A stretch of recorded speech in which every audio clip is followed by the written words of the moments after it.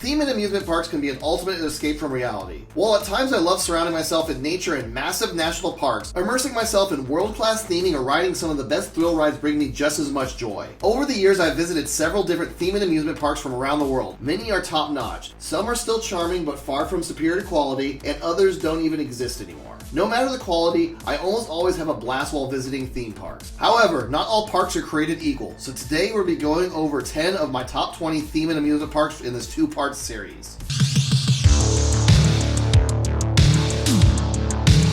Before diving into my top 20 parks, I wanted to give a few honorable mentions to some outstanding parks that did not make the cut. First of which is an amusement park that I know will rocket up the list when I do return this summer, Knott's. This family-run amusement park in central Pennsylvania is one I do not think I truly appreciated back when I visited a few times in the early 2000s. I have ridden their world-renowned wooden roller coasters many times, especially Phoenix, rated as the best wooden roller coaster in the world, and like most of Knott's, I have almost no memory of riding it. Of the parks I've visited in the past, Knott's is probably the one I want to revisit the most, since I know I'll love and cherish this park, probably easily making it into my top 10. Another honorable mention goes to a park that for my one and only visit in 2011 really disappointed me, Six Flags Magic Mountain. Going in and visiting this park, I've always heard that this and Cedar Point were the top two best roller coaster parks in the country. After a very crowded and dirty visit in the summer of 2011, to say I left disappointment would be an understatement. However, I really want to come back to this park and give it another try, as it has been over a decade since I was last there. Many incredible looking roller coasters have been added, such as Full Throttle, West Coast Racers, and of course Twisted Colossus. I really do hope whenever I do get the chance to do a redemption visit to this park that it rises much higher on my list.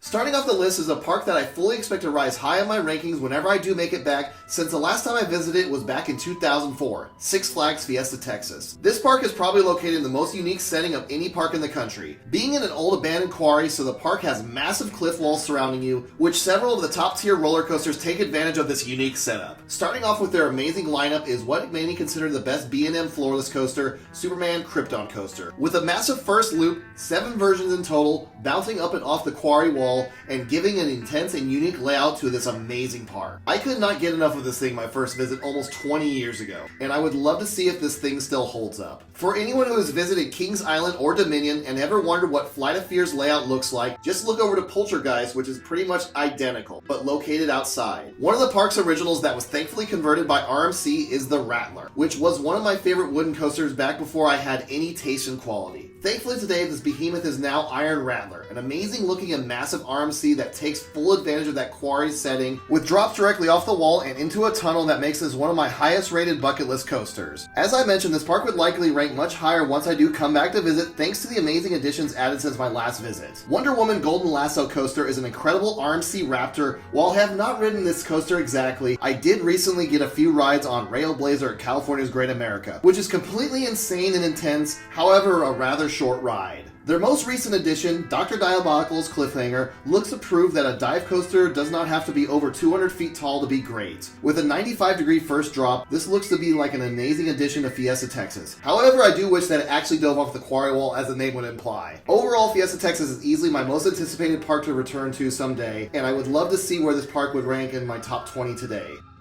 Number 19 brings us to the West Coast for one of the very first theme parks, Knott's Berry Farm. Knott's is an incredibly charming park with tons of history along with a unique ghost town, which were the actual buildings from the real Calico ghost town.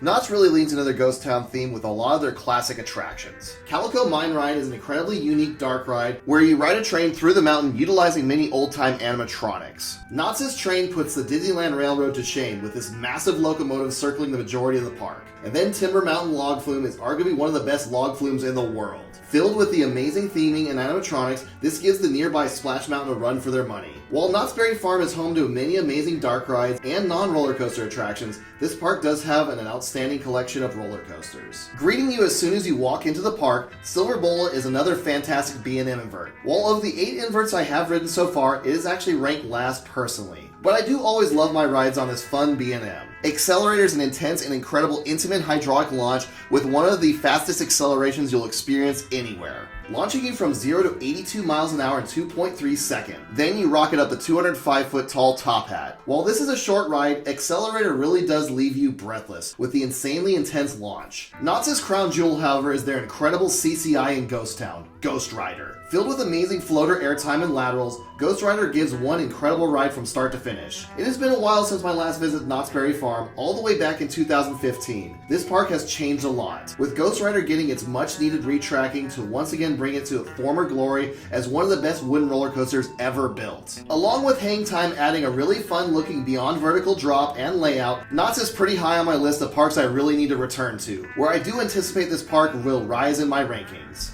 Coming in at number 18 is our first Disney park on the list, Magic Kingdom. It is no secret that Magic Kingdom has always been my least favorite North American Disney park, where it falls short of the original Disneyland in pretty much every way. I still manage to have a great time at Magic Kingdom pretty much every time I make a visit. That being said, there is a reason why this park ranks the lowest out of Disney parks in the US for me. For the most part, the attractions that are shared between Disneyland and Magic Kingdom, I almost always strongly prefer the Disneyland version. Pirates of the Caribbean feels like only half a ride in comparison to the almost twice as long in length original. Magic Kingdom Space Mountain is a much jankier version with no onboard audio, which just pales in comparison. Alright, enough with these things I don't like about Magic Kingdom, because there are a lot of areas this park really excels at. There is no better park entrance experience than riding on a monorail around the Seven Seas Lagoon or hopping onto a ferry. Some of the shared attractions are just as great as the West Coast counterpart. Magic Kingdom's Haunted Mansion has a few differences from the original that puts it just as good in quality for me. Not to mention there are some unique attractions at Magic Kingdom as well. All of New Fantasyland is excellent. Seven Dwarfs Mine Train is an amazing family coaster, even though I cannot justify the almost guaranteed hour-and-a-half wait at least. Since my last visit to Magic Kingdom was in 2018, I obviously have not had the chance to ride the incredible looking Tron Light Cycle run. This attraction alone will probably bump Magic Kingdom up a few spots. Just like almost any Disney park, Magic Kingdom's food is outstanding. From getting a waffle sandwich at Sleepy Hollow to dining in the Grand Ballroom of Beast's Castle. Where Magic Kingdom really shines is their nighttime entertainment. There is nothing like walking down Main Street, USA after the sun has gone down. Happily Ever After is easily one of Disney's best nighttime spectaculars and a perfect way to end a long day at Magic Kingdom. While I do have my issues with Magic Kingdom that keeps it ranking really high, what Magic Kingdom does right makes sure I always have a great time at the most magical place on Earth. From a park I had visited more times than I can count, to a park I had only visited for the first time in this past year, California's Great America. Located in the Bay Area, this park has one of the most beautiful park entrances in the industry. However, a well-kept park is not all this park has going for it, as this park is packed with several amazing roller coasters. Right at the front entrance is one of my all-time favorite wooden coasters, Gold Striker. Gold Striker does what GCI is best known for, with incredible pacing and pops of amazing airtime throughout the entire layout. This roller coaster truly feels like it's out of control from start to finish during its decently lengthy layouts. Heading towards the edge of the park is one of the first B&M inverts ever built, Flight Deck. This short but incredibly punchy invert uses all 2,260 feet of its track to its full potential. Almost every element is focused on adding as many positive G's as possible, with an excellent grand finale helix over the lake. The park's most recent addition is just as short and intense, Railblazer. A near-identical clone to Wonder Woman at Fiesta, Texas, this RMC Raptor focuses on negative G's this time around. And my god, Railblazer is trying its hardest to eject you from the train. Right across from Railblazer is the Demon, a classic aero looper with some great intense moments and fun lighting throughout the layout. This charming and beautiful park is one that unfortunately has a death sentence, as it is set to close sometime in the next 9 years once Cedar Fair sold the land to a property developer. We are all crossing our fingers hoping that something falls through with that deal, as California's Great America is a park worth keeping. However, since the chances of that are slim, if you've not had the chance to do so yet, make sure you get out to this park before that dreadful day comes. For number 16, we visit the first international park on this list, Disneyland Paris. Located just outside the magnificent city of Paris, France, Disneyland Paris may not have the best attractions compared to some of the other Disney parks, but it's hard not to argue that this isn't the most gorgeous Disney park out there. Sleeping Beauty's castle is easily Disney's best castle. Disney had to bring their A game when designing this castle, as being located right in the middle of Europe, where most of its guests have likely already seen real-life castles in the European countryside. Adding a cherry on top of this magnificent castle, you find an amazing animatronic dragon located in the cave right under this beautiful architecture. While not filled with the world's best attractions, some of Disneyland Paris' attractions are still pretty top-notch. Arguably housing the best version of Space Mountain, Mission 2 is an incredible twist on the classic attraction. Filled with an upward sloping launch and 3 inversions, Space Mountain Mission 2 is a good enough reason to visit this park on its own. The Haunted Mansion also has its own slightly tweaked version here at Disneyland Paris. Phantom Manor is more of a Western-themed mansion with a more sinister and chilling backstory. However, I still prefer the classic mansion at the North American parks. Disneyland Paris' version of Pirates of the Caribbean is arguably as good, if not better than the original at Disneyland. With the same relative story but a different layout, this version really does shine bright. For my own personal favorite attraction in Disneyland Paris, their version of Big Thunder Mountain Railroad blows any other version out of the water. With the mountain mainly taking place where Tom Sawyer's Island is located at the North American parks, this setting alone is enough to make this the superior version of Big Thunder. What truly makes this attraction great is since the mountain is located across the river from the station, the trains have to dive in a tunnel under the river. In the pitch black, your senses of speed is highly elevated as you drop underneath the rivers of America. Disneyland Paris is a park that based on looks and ambiance might rank it near the top. However, as it has been nearly 20 years since their last major addition, the lack of a true S-tier attraction or one of the best in the world level attractions is what's really holding this place back. For number 15, we head back to the United States for the original Universal Park, Universal Studios Hollywood. Often overshadowed by the Orlando parks, while Hollywood does have a lot to offer that is similar if not identical to them, Universal Hollywood does still have some fantastic, unique attractions. The most obvious being the outstanding tram tour. Unlike the Orlando parks, Universal Hollywood shares its land with the actual movie and TV sets, which the tram tour takes you right in the middle of. With tons of recognizable sets such as the Clock Tower to Back in the Future or the massive Rex 747 from War of the Worlds, these real-life sets would make the tram tour excellent on its own. While you travel from set to set, you do also go through some mini attractions where you get to watch King Kong fight dinosaurs and travel through a convincing and amazing earthquake simulator. The only downside is the tram tour forces you to ride the awful Fast and Furious Supercharged. Universal Hollywood is home to one of the best stage shows in the industry, Waterworld. While just as goofy as the 1995 movie, the effects of this stage show are incredible with tons of fire and of course water effects. Topped off by the insane plane crash scene as the perfect finale to a great show. While most attractions are not unique to Hollywood, what clones it does have are some of the best. Transformers is an insanely fun dark ride. Jurassic Park is also one of the best water rides in the world. While not as good as the original Mummy in Orlando, this indoor roller coaster is an insanely fun special effects filled ride. Now, the main reason I bought a season pass in 2016 was for Hogsmeade. While not as big as and impressive as its Island Adventure counterpart, with no clone of Hagrid sadly, having a version of Harry Potter and the Forbidden Journey on the West Coast is all it needs. Butterbeer and the Three Broomsticks bring some of the best quality quick service options in the theme park industry. Thanks to the amazing city walk just outside the gates of the park, you can also find some amazing dining options just a quick walk away. Pink's Hot Dog is home to my personal favorite hot dog anywhere, and Voodoo has some fun and delicious donuts. With my last visit to Universal Studios Hollywood being in 2017, this resort has grown a lot in the last 7 years. Jurassic Park has gotten an incredible looking remodel, and of course the brand new Super Nintendo World looks like an outstanding addition to this small park. While lacking a lot of the premier attractions you find in Orlando, Universal Studios Hollywood is still a park that really stands up well against its bigger brother. However, with the leak layout of their Fast and Furious roller coaster, Universal Studios Hollywood may have an elite level roller coaster on the same level of Velocicoaster next year.